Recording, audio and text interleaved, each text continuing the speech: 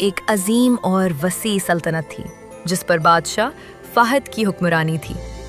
یہ سلطنت اپنی شان و شوکت، عدل اور امن کے لیے دور دور تک مشہور تھی۔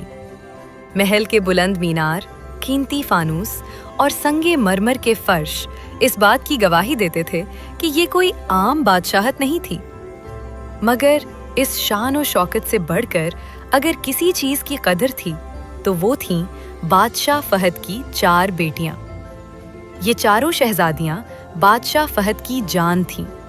ان کی ماں کا انتقال برسوں پہلے ہو چکا تھا، مگر باپ نے ماں اور باپ دونوں کا کردار نبھایا تھا، اسی لیے یہ بیٹیاں اپنے باپ سے بے حد قریب تھیں۔ سب سے بڑی شہزادی اسوا تھی۔ وہ سنجیدہ، سمجھدار اور معاملہ فہم تھی۔ دربار کے فیصلوں میں خاموشی سے غور کرتی اور رعایا کے مسائل پر دل ہی دل میں کرتی رہتی۔ اس کا خواب تھا کہ ایک دن وہ ایسی حکمران بنے جو طاقت کے بجائے انصاف سے حکومت کرے۔ دوسری شہزادی یسفا علم کی شیدائی تھی۔ شاہی کتب خانے میں گھنٹوں کتابیں پڑھنا، طب اور علاج کے نسخے یاد کرنا اس کا معمول تھا۔ وہ چاہتی تھی کہ ایک دن وہ لوگوں کی جان بچانے والی بنے تاکہ کوئی بھی بیماری لا علاج نہ رہے۔ تیسری شہزادی مسفرہ آزاد خیال تھی۔ اسے محل کی دیواریں قید لگتی تھیں۔ وہ دور دراز ملکوں، اجنبی راستوں اور نئی دنیا کو دیکھنے کا خواب رکھتی تھی۔ اس کا ماننا تھا کہ اصل علم سفر سے ملتا ہے۔ سب سے چھوٹی شہزادی مبرہ نہایت نرم دل اور حساس تھی۔ موسیقی، مصوری اور شاعری اس کی روح میں بستی تھی۔ وہ چاہتی تھی کہ اس کا فن لوگوں کے دلوں کو سکون دے۔ بادشاہ فہد اپنی بیٹیوں پر فخر کرتا تھا۔ وہ اکثر کہتا، میری سلطنت ان چاروں کے بغیر ادھوری ہے۔ مگر وقت ہمیشہ ایک سا نہیں رہتا۔ ملکہ کے انتقال کے بعد محل میں ویرانی چھا گئی تھی۔ دربار کے مشیروں نے بادشاہ کو دوسری شادی کا مشورہ دیا تاکہ محل پھر سے آباد ہو جائے۔ کچھ عرصے بعد ملکہ آرزو اس محل میں داخل ہوئی۔ اس کی آنکھوں میں مٹھاس، باتوں میں نرمی اور چہرے پر بناٹی وقار تھا، مگر اس کے دل میں حسد، نفرت اور لالچ پل رہا تھا۔ ملکہ آرزو کی نظر بادشاہ فہد سے زیادہ اس کی دولت، خزانے اور سلطنت پر تھی۔ 4 شہزادیاں اسے ایک آنکھ نہ بھاتیں۔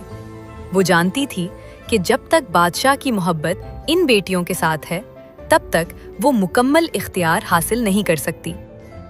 شروع میں اس نے خود کو ایک مہربان ماں کے روپ میں پیش کیا، مگر دل ہی دل میں سازشیں بنتی رہیں۔ وہ آہستہ آہستہ بادشاہ کے کان بھرنے لگی۔ آپ کی بیٹیاں اب بڑی ہو رہی ہیں، یہ آپ کے فیصلوں پر سوال اٹھاتی ہیں، رعایا میں بھی ان کا اثر بڑھتا جا رہا ہے۔ بادشاہ فہد پہلے ان باتوں کو نظر انداز کرتا رہا، مگر مسلسل زہر آلود الفاظ اس کے دل میں شک پیدا کرنے لگے۔ وہ جو پہلے بیٹیوں کے ساتھ وقت گزارنا پسند کرتا تھا، اب ان سے کترانے لگا۔ ذرا ذرا سی بات پر غصہ آ جاتا۔ شہزادیاں یہ تبدیلی محسوس کر رہی تھیں۔ اسوا نے کئی بار باپ سے بات کرنے کی کوشش کی، مگر بادشاہ نے سرد لہجے میں اسے خاموش کرا دیا۔ یشفا کو محل کی فضا میں عجیب سی گھٹن محسوس ہونے لگی۔ مسفرہ نے محسوس کیا کہ کوئی چھپی ہوئی سازش چل رہی ہے۔ مبرہ راتوں کو بے چین رہنے لگی۔ دوسری طرف ملکہ آرزو اپنے منصوبے میں ایک قدم آگے بڑھ چکی تھی۔ اس نے محل کے چند خادموں اور باورچیوں کو لالچ دے کر اپنے قابو میں کر لیا۔ اس کا اصل نشانہ اب بادشاہ فہد تھا۔ ایک رات جب محل پر خاموشی طاری تھی، بادشاہ کے کھانے میں آہستہ اثر کرنے والی دوا ملا دی گئی۔ شروع میں کسی کو کچھ اندازہ نہ ہوا، مگر چند دنوں بعد بادشاہ فہد کی طبیعت بگڑنے لگی۔ سینے میں درد، سانس کی کمی اور شدید کمزوری نے اسے بستر سے لگا دیا۔ شہزادیاں گھبرا گئیں۔ یشفا نے علامات دیکھ کر شاہی طبیبوں کو فوراً بلایا۔ بڑے بڑے حکیم اور ڈاکٹر آئے، مگر ان کے چہروں پر تشویش صاف نظر آ رہی تھی۔ یہ عام بیماری نہیں لگ رہی تھی۔ महल में खौफ फैलने लगा, मगर मलका आरजू के लबों पर एक हल्की सी मुस्कुराहट थी, जैसे उसका पहला वार कामयाब हो चुका हो। बादशाह फाहद की बीमारी दिन बदन बढ़ती जा रही थी। वो जो कभी मजबूत और रोबदार नजर आता था, अब बिस्तर पर कमजोर और जर्द चेहरे के साथ लेटा रहता। महल के दरो दीवार पर खामोशी छा गई थी, जैसे हर सांस किसी खौफ के साथ ली जा रही हो। दरबार के फैसले मुअख्खर होने लगे और सल्तनत के मामलात बिखरने लगे। शहजादियां बारी बारी बाप के कमरे में आती। उसवा खामोशी से बाप का हाथ थामकर बैठ जाती, आंखों में आंसू मगर चेहरे पर हौसला।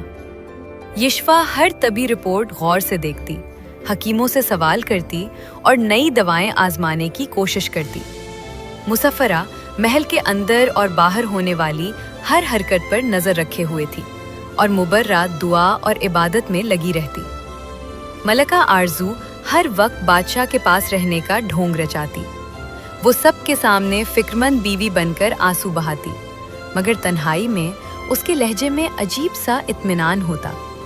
वो जानती थी कि इस बीमारी ने बादशाह को कमजोर कर दिया है और कमजोर बादशाह उसके लिए सबसे आसान शिकार था।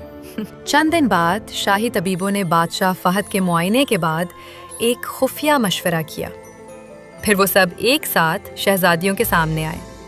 उनके चेहरों पर संजीदगी थी। एक बुजुर्ग तबीब ने आहिस्ता आवाज में कहा, बादशाह सलामत की बीमारी आम नहीं है। इनके दिल, खून और जिगर तीनों शदीद कमजोरी का शिकार हो चुके हैं। अगर बरवक्त इलाज ना हुआ तो खतरा बढ़ सकता है। यशफा चूक गई। लेकिन ये कैसे मुमकिन है? एक साथ तीनों आज़ा मुतासिर कैसे हो सकते हैं? तबीब ने नजरें झुका ली। ये या तो किसी जहर का आहिस्ता असर है या किसी ऐसी दवा का जो जानबूझकर दी गई हो। ये सुनकर उसवा और मुबर्रा की सांस रुक गई। मुसफ़रा की आंखों में शक की चमक उभरी। उन्होंने एक दूसरे की तरफ देखा, मगर किसी ने कुछ ना कहा। मलका आरजू ने फौरन रोने का ड्रामा शुरू कर दिया। ये आप लोग क्या कह रहे हैं? ऐसे कैसे हो सकता है? कौन है हमारा दुश्मन? बादशाह फहद नीम बेहोशी की हालत में ये सब सुन रहा था। उसके दिल में एक अजीब सी खलिश उठी, मगर कमजोरी ने उसे बोलने ना दिया। उसकी नजरें अपनी बेटियों पर जा ठहरे, जिनके चेहरों पर खौफ और फिक्र साफ छलक रही थीं। तबीबों ने इलाज का तरीका बताया, मगर साथ ही एक और चौंका देने वाली बात कही। अगर हालात मजीद बिगड़े तो बादशाह सलामत को दिल, खून और जिगर के लिए कुर्बानी दरकार हो सकती है। ऐसी कुर्बानी जो सिर्फ खूनी रिश्ते से मुमकिन है। ये सुनकर कमरे में सन्नाटा छा गया। मलका आरजू ने फौरन बात बदलने की कोशिश की। ये कैसी बातें हैं? कोई और रास्ता जरूर होगा। मगर यशफा जानती थी कि तबीब सच कह रहे हैं। उसने दिल ही दिल में फैसला कर लिया कि चाहे कुछ भी हो, वो अपने बाप को बचाने के लिए हर हद तक जाएगी। इधर महल में अजीब बातें होने लगीं। खादिमों की सरगोशियां, रात के वक्त बावर्ची खाने में मशकूक सरगर्मियां और दवाएं बदलने के वाकयात।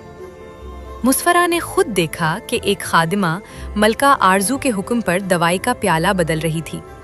उसके दिल में शक यकीन में बदलने लगा। मुसफ़रा ने खामोशी से उसवा को सब कुछ बता दिया।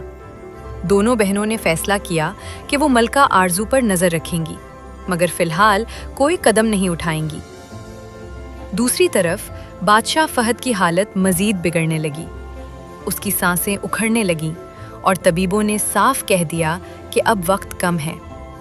अगर फैसला ना किया गया तो जान बचाना मुश्किल हो जाएगा। इसी रात चारों शहजादियां एक कमरे में इकट्ठी हुईं। उनके चेहरों पर खौफ भी था और अज़्म भी। उसवा ने आहिस्ता कहा, अगर वाकई हमारे खून से अब्बा की जान बच सकती है तो मैं पीछे नहीं हटूंगी। यशफा ने सर हिलाया, ये मेरा फर्ज है। मुसफ़रा ने गहरी सांस ली। हम में से हर एक तैयार है। मुबर्रा की आंखों से आंसू बह निकले, मगर उसने भी हिम्मत के साथ कहा, अब्बा के लिए सब कुछ।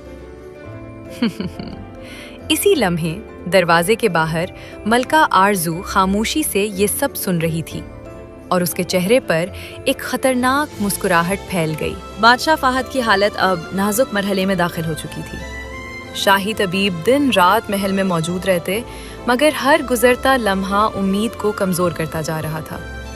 सांसें उखड़ती थीं, दिल की धड़कन बेतरतीब हो चुकी थी और जिगर ने भी काम करना तकरीबन छोड़ दिया था। महल के हर कोने में खौफ की फजा थी। चारों शहजादियां बाप के कमरे के बाहर खड़ी थीं। हर एक के दिल में एक ही बात थी, मगर कोई ज़बान पर लाने की हिम्मत नहीं कर पा रहा था। आखिरकार उसवा ने आगे बढ़कर कहा, अगर हमारी कुर्बानी से अब्बा की जान बच सकती है तो हमें इजाज़त दी जाए। मलका आरजू फौरन बोली, ये पागलपन है, मैं अपनी आंखों के सामने ऐसा कुछ नहीं होने दूंगी। मगर इस बार उसके लहजे में घबराहट छुपी न रह सकी। यस्फा ने तबीबों से तफसील पूछी और जैसे जैसे बात आगे बढ़ी, एक अजीब हकीकत सामने आने लगी। दवा के अज्जा, खून की रिपोर्ट्स और जिगर की कमजोरी सब एक ही समत इशारा कर रहे थे। ये बीमारी कुदरती नहीं थी। इसी दौरान मुस्फरा वो खादिमा ले आई जिसे उसने पहले मशकूक हरकत करते देखा था। खौफजदा खादिमा ने सच अगल दिया। उसने बताया कि मलका आरजू के हुक्म पर बादशाह के खाने और दवा में खास सुफूफ मिलाया जाता रहा था, ताकि बादशाह कमज़ोर हो और सल्तनत के फैसले मलका के हाथ में आ जाएं। कमरे में सन्नाटा छा गया। बादशाह फाहद ने कमज़ोर आवाज़ में कहा, क्या ये सच है? मलका आरजू के चेहरे का रंग उड़ चुका था। वो चीखी, ये सब झूठ है, ये बेटियां मुझे फंसाना चाहती हैं। मगर सबूत अब वाज़ेह थे। शाही तबीबों ने तस्दीक कर दी कि वही सुफूफ दिल, खून और जिगर को बैक वक्त नुकसान पहुंचाता है। बादशाह फाहद की आंखों से आंसू बहने लगे। उसे अपनी गलती का शिद्दत से एहसास हुआ। वो याद करने लगा कि कैसे उसने अपनी बेटियों पर शक किया, उनसे दूरी इख्तियार की और एक लालची औरत की बातों में आकर अपना घर उजाड़ लिया। उसने कपकपाती आवाज़ में कहा, मैंने तुम सबके साथ नाइंसाफ़ी की, मुझे माफ़ कर दो। चारों शहजादियां आगे बढ़ीं। उसवा ने बाप का हाथ थामा, यस्फा ने दवा की निगरानी संभाली, मुस्फिरा ने इंतज़ामात देखे और मुबर्रा ने दुआ के लिए हाथ उठा दिए। शाही तबीबों ने फौरी इलाज शुरू किया।